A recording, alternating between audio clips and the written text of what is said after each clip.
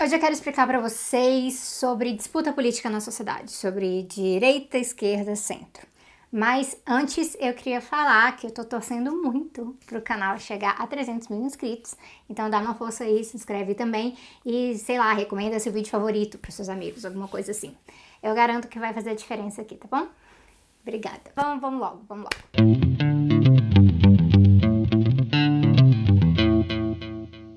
Então, deixa eu ver como é que eu vou colocar isso aqui pra vocês. Peraí que eu ia fazer um negócio aqui meio que desenhando o ar, mas eu acabei de ter uma outra ideia. Então, vocês estão vendo esse arame aqui, né? Então, aqui, esse arame aqui.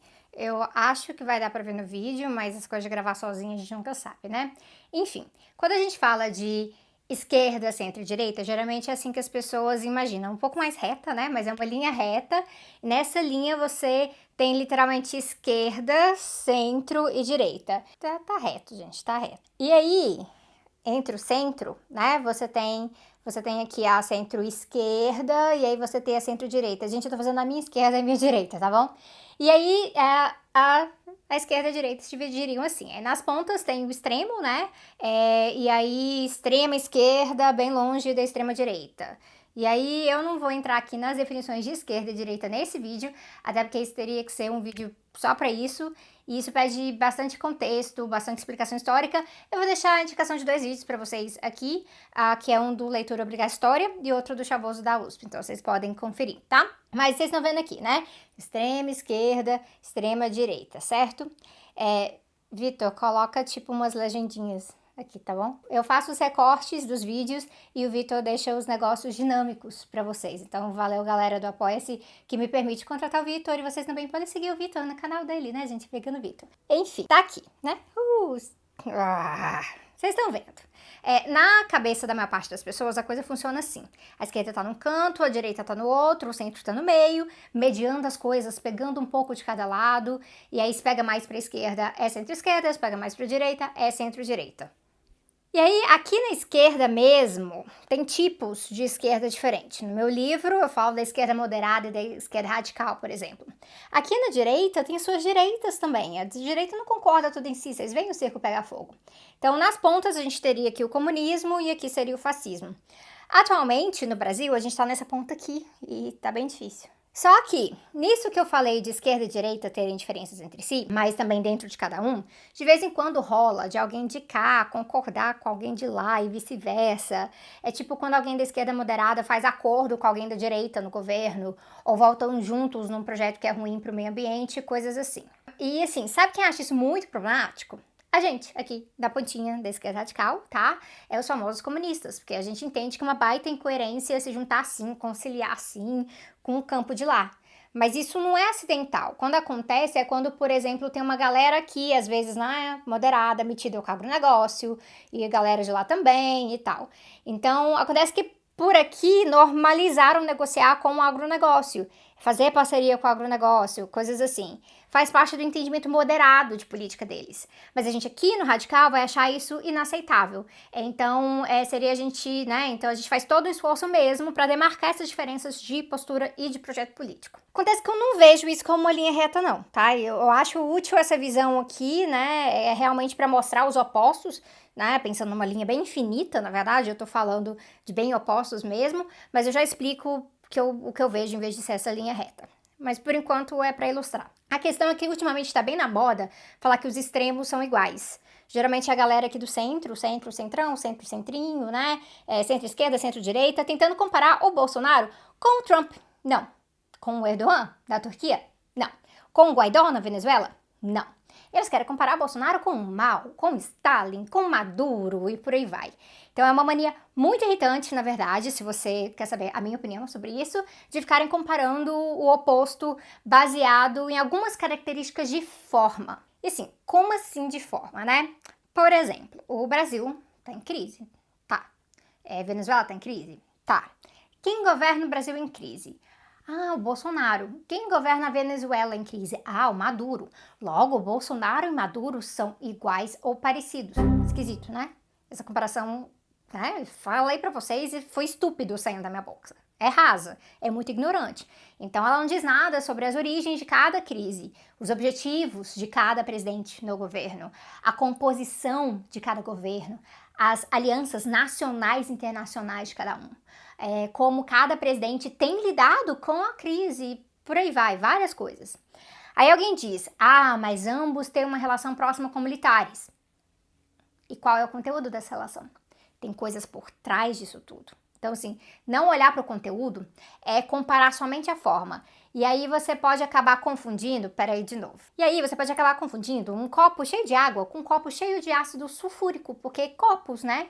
Então, isso é um problema de uma comparação meramente formal, porque se investigar bem o conteúdo e ver a diferença desse conteúdo, pode dar bem ruim. Então, vai dar bem, bem ruim, né, se você beber o copo de ácido sulfúrico achando que é a mesma coisa que o copo de água, porque forma copos. Enfim. Deixa eu pegar meu arame de novo aqui, que hoje eu tô cheia dos acessórios, olha só, gente. Esse pessoal que fica falando que os extremos são iguais, geralmente é o pessoal do centro. Que eles ficam tentando dizer que o centro que é sensato. Que os extremos, gente, eles são muito radicais, cheios de radicalismo, isso faz mal para a democracia, eles não querem dialogar, eles são teimosos, coisas assim. Então, eles pegam essa linha, na verdade, e eles meio que fazem assim com a linha, eles envergam a linha e fica uma linha curva, tipo uma ferradura de um cavalo. Então, olha os extremos aqui pertinho um do outro, o centro, fada sensata aqui em cima, olha o centro, tá vendo? Fora o problema dessa comparação formal, que eu já mostrei pra vocês, tem outro problema bem grave nessa lógica aqui, né? Que os extremos são irracionais, porque são cheios de radicalismo, e o centro tá disposto a dialogar. Mas é isso mesmo. Primeiro, a gente vê como eles jogam tudo no mesmo bolo, né? Então, como se a recusa, a intransigência dos comunistas em lidar com o Bolsonaro desde o começo, né? Desde aquela época, né? Quando falava assim, uma escolha difícil, essas coisas. Como se isso fosse simplesmente teimosia, coisa de quem não dialoga. Mas é sobre postura firme mesmo. Então, assim, tem 2 vídeos que ajudam nesse tema aqui no canal, que é o Radical Demais e o de Defesa do Marxismo. Vocês podem, né, mergulhar um pouco nessa discussão. Mas o outro problema é que me parece que essa é uma visão meio torta do que é diálogo. Galera do centro tem uma visão de diálogo que eu rejeito. E eu vou falar mais disso, eu acho que no Instagram. Vou preparar um IGTV sobre isso. Mas de forma bem resumida, diálogo para eles é meio que ouvir os dois lados e chegar numa média. Ó, a média aqui, né? Então você pega, sei lá, 2 de cá, 3 de lá, fica 5, divide por 2, fica 2,5. E aí o que falta entender é que nesse meio termo, né? Tá ok numa conta desse jeito.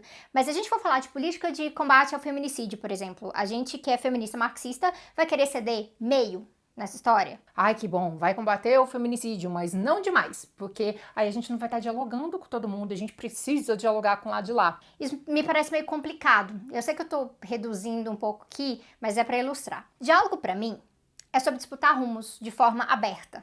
Não abrir mão assim, não abrir mão do rumo em nome do tal diálogo. Então, muitas vezes, é o que o centro espera da gente. Se a gente não ceder, radicalismos, extremismos, coisas assim. E aí, como, né, o Bolsonaro é o cúmulo, é o ápice do que é ruim nessa coisa toda, fala assim, tá vendo, vocês estão sendo que nem o Bolsonaro. E eu acho que isso é péssimo. Em certos aspectos, dependendo da pessoa, é até desonesto. A questão é que essa teoria da ferradura, ela tá sendo bastante difundida, não usando esse nome especificamente, né? Tem alguns anos, e eu tava querendo fazer esse vídeo, eu tinha isso anotado fazer esse vídeo há muito tempo, desde a época que saíram chamando o marxista tudo de fanático. Mas a minha análise é como a extrema-direita tem ganhado muito espaço, tem uma disputa bem forte mesmo sobre quem deve ocupar o espaço oficial de oposição. Como a esquerda sofre de bastante fragmentação, o centro, ele tem avançado nisso. E uma das formas do centro se garantir como a opção viável é também afastando a esquerda como uma opção para as pessoas. Então, rola uma disputa nisso tudo, gente. A gente não pode ser ingênuo. Então, por isso, qualquer esquerdista, ele acaba sendo visto como radical hoje em dia. Porque basta não ceder em certas coisas. Nossa, que radical, não tá dialogando. Então, isso é uma visão bem torta do que é democracia também. Eu vou colocar o D de democracia aqui para vocês. E muitas vezes, eu acho que isso se aproveita dos erros da esquerda. Porque esses erros existem. Eu praticamente escrevi um livro, gente. Escrevi um livro sobre isso, os erros da esquerda. Então não adianta vir com essa de que a esquerda se acha perfeita e não olha o que faz de errado, porque isso é uma baita mentira. O que mais a gente produz é a crítica da esquerda. Mas Eles se aproveitam desses erros para tentar tirar a esquerda do páreo e aí fazer umas comparações esdrúxulas com a extrema-direita. Sendo que a gente quer dialogar sim, a gente só não quer dialogar com eles negando a nossa existência, sabe? E aí o negócio fica tenso, porque comunistas querem o fim da propriedade privada. Fascistas afirmam a propriedade privada. Aí tá lá a galera da teoria da ferradura falando, nossa, olha gente, tudo igual, né? Para se garantir com a opção contra os extremos irracionais.